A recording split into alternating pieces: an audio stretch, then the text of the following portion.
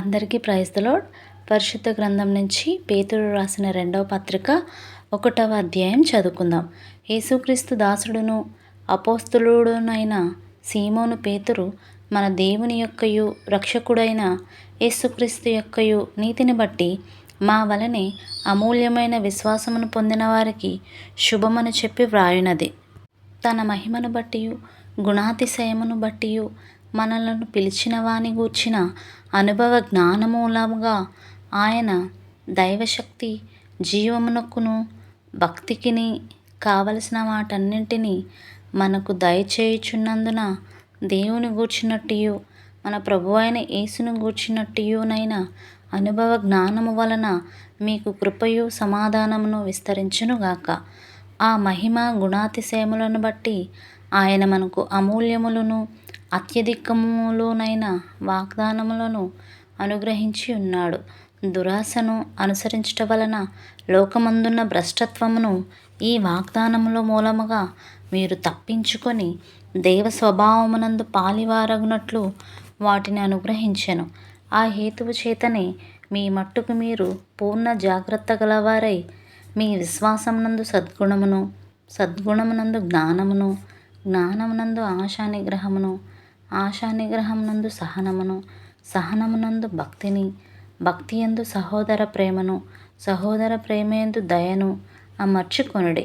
ఇవి మీకు కలిగి విస్తరించిన యెడల అవి మన ప్రభు అయిన యేసుక్రీస్తును గూర్చిన అనుభవ జ్ఞాన విషయములో మిమ్మును సోమరులైనను నిష్ఫలులైనను కాకుండా చేయును. ఇవి ఎవనికి లేకపోవునో వాడు తన పూర్వ పాపములకు శుద్ధి కలిగిన సంగతి మర్చిపోయి గ్రుడ్డివాడును దూరదృష్టి లేనివాడగును. అందువలన సహోదరులారా, మీ పిలుపును ఏర్పాటును నిశ్చయము చేసుకొనుటకు మరి జాగ్రత్త పడుడి. మీరిట్టి క్రియలు చేయువారైతే ఎప్పుడునూ తొట్రిల్లరు.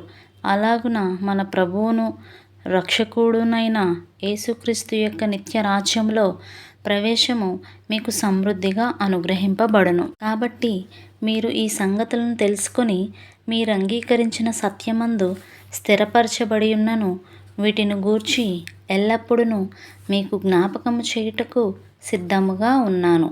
మరియు మన ప్రభు అయిన యేసుక్రీస్తు నాకు సూచించిన ప్రకారము నా గుడారమును త్వరగా విడిచిపెట్టవలసి వచ్చునని ఎరిగి నేను ఈ గుడారములో ఉన్నంతకాలము ఈ సంగతులను జ్ఞాపకం చేసి మిమ్మును రేపుట న్యాయమని ఎంచుకొనుచున్నాను.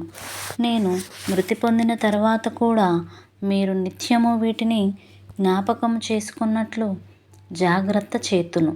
ఏలయనగా చమత్కారముగా కల్పించిన కథలను అనుసరించి మన ప్రభువు అయిన యేసుక్రీస్తు యొక్క శక్తిని, ఆయన రాకడను మేము మీకు తెలుపలేదు గాని ఆయన మహత్యమును మేము కన్నులారా చూచిన వారమై తెలిపితిమి.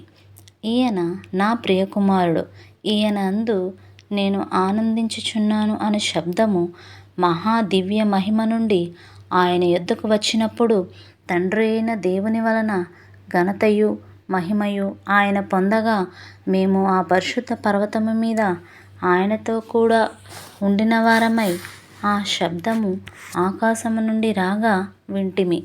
మరియు ఇంతకంటే స్థిరమైన ప్రవచన వాక్యము మనకున్నది. తెల్లవారి వేకువ చుక్క మీ హృదయంలో ఉదయించు వరకు ఆ వాక్యము చీకటి గల చోటున వెలుగిచ్చు దీపమైనట్టున్నది. దాని యందు మీరు లక్ష్యముంచిన యెడల మీకు మేలు. ఒకడు తన ఊహను బట్టి చెప్పుట వలన లేఖనములో ఏ ప్రవచనములను పుట్టదని మొదట గ్రహించుకొనవలెను. ఏలయనగా ప్రవచనము ఎప్పుడునూ మనుష్యుని ఇచ్చను బట్టి కలగలేదు గాని మనుష్యులు పరిశుద్ధాత్మ వలన ప్రేరేపింపబడిన వారై దేవుని మూలముగా పలికిరి.